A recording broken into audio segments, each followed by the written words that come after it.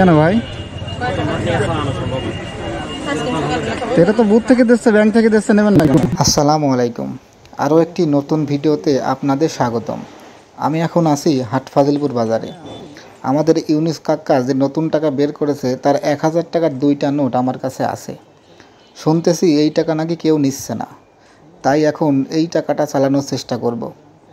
চলুন শুরু করি। প্রথমেই রিচার্জ করার চেষ্টা করব।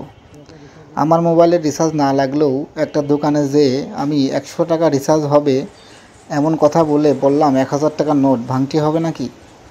উনি 1000 নোট প্রথমে ভাঙতি দিতে চাইলেও পরে দেখলাম নতুন টাকা দেখে নানান রকম অজুহাত দেখাতে শুরু করলো। আমি আর বেশি কিছু বললাম না, তাই ওই রিচার্জও করা হলো না।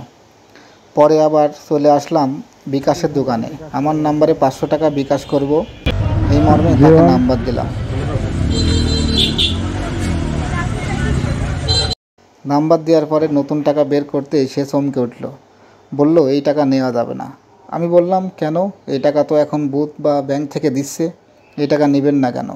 উনি বলছে এই টাকা গ্রামে আসলে আমি নিলে অন্যকে চালাইতে পারবো না, মানে অন্যকে দিলে নিবে না, নতুন টাকা, তারপরেও মানুষজন এখনও এই টাকা সম্পর্কে অবগত নয়।